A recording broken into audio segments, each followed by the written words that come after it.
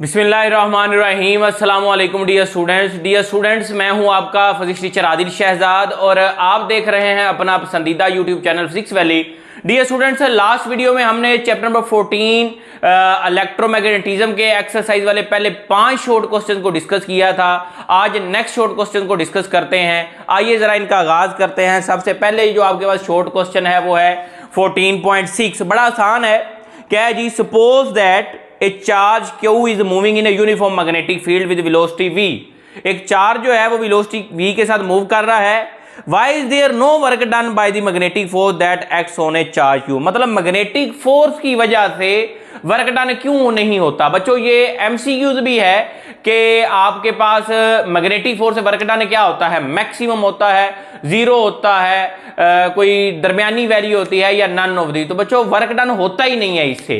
कैसे वो हम सीखते हैं। अब जो मैग्नेटिक फोर्स का फार्मूला है ना वो बच्चों होता है Q into V cross V, भले पॉजिटिव हो भले नेगेटिव हो। अब ये जो फोर्स लगती है ना हमेशा वो चार्ज की मोशन के परपेंडिकुलर लगती है। मैं आपको अभी जो अगर आप लास्ट आपने 5 वाला क्वेश्चन समझा हो तो उसमें आपने देखा होगा कि ये अगर मैग्नेटिक फील्ड है, इनटू द पेज आपने मैग्नेटिक फील्ड बनाया, इसमें अगर आप इस चार्ज को इंट्रोड्यूस करते हैं, ये पॉजिटिव चार्ज को इधर, इसकी वेलोसिटी इधर है, मतलब मोशन इसकी इस तरफ है, magnetic field into the page है, तो फोर्स किधर लगती है? परपेंडिकुलर, मतलब फोर्स ने अपवर्ड लगना है। तो देखिए इसकी मोशन और फोर्स में एंगल क्या बन रहा है? 90 डिग्री। आपके पास ये क्या बना? Force is always perpendicular to the direction of motion. तो जब आपने वर्क फाइंड आउट करना है बच्चों, वर्क क्या होता है? F dot D. अब आप इसको मजीद सिंप्लीफाई कर लें। W क्या होगा? F D cos of theta. अब जब मोशन और फोर्स के दरमियान थीटा क्या आ रहा है? 90 डिग्री। जब आप बच्चों कोस को 90 डिग्री पुट करते हैं तो डियर स्टूडेंट्स आपके पास कोस 90 की तो वैल्यू 0 होती है, तो वर्क क्या आ जाता है? 0। इसीलिए आप कहते हैं कि मैग्नेटिक फोर्स की वजह से कोई वर्क डन नहीं होता। आपने इतना को लिखना है, इंशाल्लाह आपको इसके 2 नंबर मिल जाएंगे। क्या लिखना है? Magnetic force acting on a charge particle is, उसका फार्मूला लिखे, फिर बताएंगे फोर्स जो है हमेशा परपेंडिकुलर होती है direction of motion of particle की, और नीचे ये वर्क है मैथमेटिकल स्टेप करने। ये था 14.6। नेक्स्ट हम देखते हैं 14.7 को। 14.7 की स्टेटमेंट है जी, if a charge particle move in a straight line through some region of space can you say that magnetic field in the region is 0। बच्चों आपके पास एक चार्ज पार्टिकल एक मैग्नेटिक फील्ड वाले रीजन में स्ट्रेट लाइन में सफर कर रहा है, तो आप बताएं कि उस रीजन में मैग्नेटिक फील्ड होगा या नहीं होगा। बच्चों यहां पे ना 2 सूरत हाल क्रिएट होंगी आपके पास। अगर तो direction of moving charge change नहीं होती तो तब पॉसिबिलिटी है कि मैग्नेटिक फील्ड प्रेजेंट नहीं है। ठीक है जी। यहां पे आपने इस क्वेश्चन को स्टार्ट कैसे करना है? If a charge particle move in a straight line through some region of space then magnetic field in that region either 0 और नॉट 0। मतलब 0 हो भी सकता है और 0 नहीं भी हो सकता। अब जब 0 है, मतलब जब है ही नहीं, तब क्या सूरत हाल है? अगर डायरेक्शन चेंज नहीं होती तो आपका मतलब ये है यहां पे कि फील्ड प्रेजेंट नहीं है। एक तो सूरत हाल ये। सम टाइम मैग्नेटिक फील्ड होता है फिर भी उसके ऊपर फोर्स नहीं लगती और उसकी डायरेक्शन चेंज नहीं होती। वो कब जी? जब आप जानते हैं ना फोर्स का फार्मूला ये है Q into V cross B। ये क्या होता है? QVB sine of theta. अब बच्चों जब आपके पास पार्टिकल की मोशन और मैग्नेटिक फील्ड के दरमियान जो थीटा हो वो 0 डिग्री हो, मतलब ये पैरेलल हो। यहां पे हमने ये बात लिखी है कि if charge particle moving parallel to the magnetic field, तो साइन 0 पुट करेंगे, QVB इंटू 0, तो बच्चों फोर्स क्या होगी? 0। तो पार्टिकल फिर भी डिफ्लेक्ट नहीं हो। मतलब पहले तो हमने कंडीशन में इसको डिफ्लेक्ट क्यों नहीं हुआ? क्योंकि फील्ड था ही नहीं।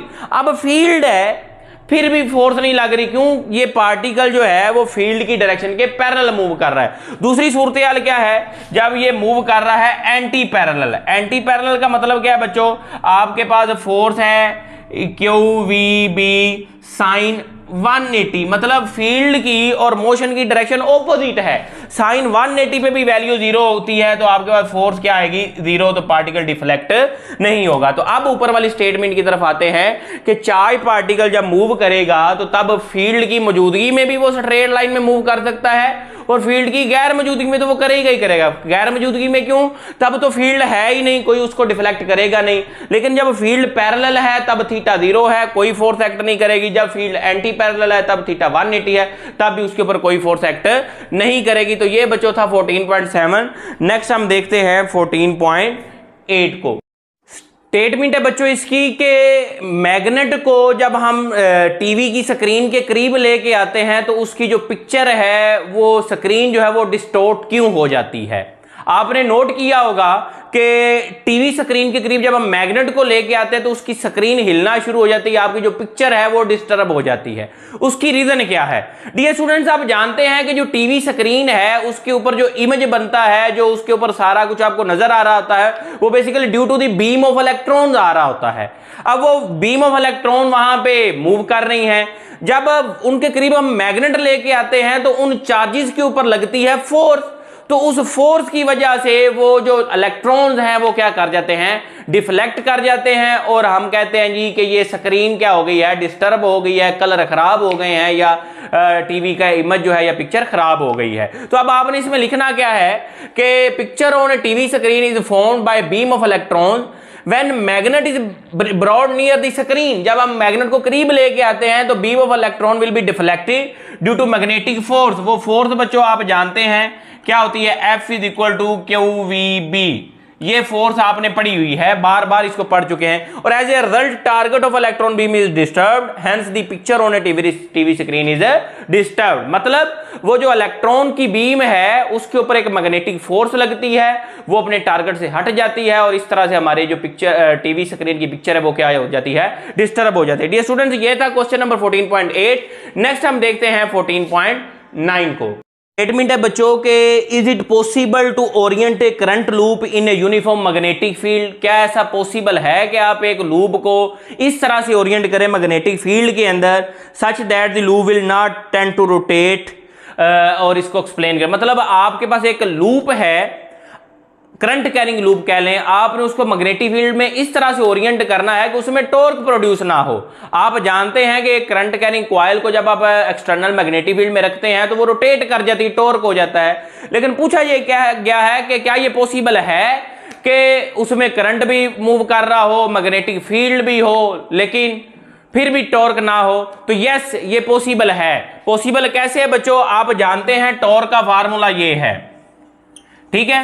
अब आपके पास यहां पे आप इसको लिखें नियाब कोस एल्फा। एल्फा को अगर बच्चों आप 90 डिग्री पुट करें तो कोस 90 पे जवाब क्या आता है? 0 आता है। तो आप इसको जब 0 पुट करते हैं तो टॉर्क क्या आ गया? 0। सो इसमें कोई रोटेशन नहीं होगी। अब आपने आंसर लिखना क्या है 2 नंबर लेने के लिए? Yes, it is possible to orient a current loop in a uniform magnetic field such that loop will not rotate। Reason क्या देनी है, एक्सप्लेनेशन क्या करनी है? हम टॉर्क का ये फार्मूला पहले बताएंगे, फिर जी के if plane of loop is perpendicular to the magnetic field. अगर प्लेन और मैग्नेटिक फील्ड दोनों परपेंडिकुलर हैं, दोनों का एंगल 90 बन रहा है, तो कोस 90 पे बच्चों जवाब क्या होता है? 0 होता है। तो तब इसमें कोई टॉर्क नहीं होगा, मतलब कोई रोटेशन नहीं होगी। तो हम कह सकते हैं कि करंट भी होते हुए, मैग्नेटिक फील्ड भी होते हुए, कॉइल में कोई टॉर्क प्रोड्यूस नहीं होगा। अब डियर स्टूडेंट्स, नेक्स्ट हमने देखना है 14.10 को। आइए जरा उसको स्टार्ट करते हैं।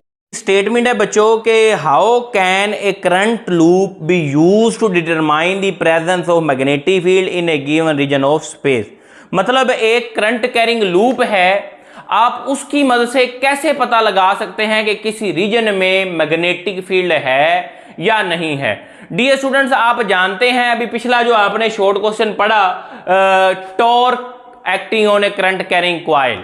मतलब अगर एक कॉइल एक वायर में से करंट फ्लो कर रहा हो और उसको आप मैग्नेटिक फील्ड के अंदर रखें तो उसमें क्या हो जाता है? टॉर्क जनरेट हो जाता है। बिल्कुल उसी तरह से यही इस क्वेश्चन का आंसर है कि अगर तो आप उस लूप को मैग्नेटिक फील्ड के अंदर रखते हैं और वो डिफ्लेक्ट हो जाता है, उसमें डिफ्लेक्शन आ जाती है, तो इसका मतलब है कि उस रीजन में मैग्नेटिक फील्ड है। अगर उसमें कोई डिफ्लेक्शन नहीं आती, इसका मतलब वहां पे मैग्नेटिक फील्ड नहीं है। अब आपने लिखना क्या है, पहले टॉर्क का फार्मूला लिखें। इसके मुताबिक if loop is deflecting in given region of space then it confirm the presence of magnetic field. अगर तो लूप डिफ्लेक्ट हो जाता है, इसका मतलब है कि उस रीजन में मैग्नेटिक फील्ड है। And if loop is not deflected then there is no magnetic field. अगर लूप डिफ्लेक्ट नहीं होता तो इसका मतलब है कोई वहां पे मैग्नेटिक फील्ड नहीं है। तो ये डियर स्टूडेंट था 14.10। अब नेक्स्ट हम डिस्कस करेंगे बाकी के शॉर्ट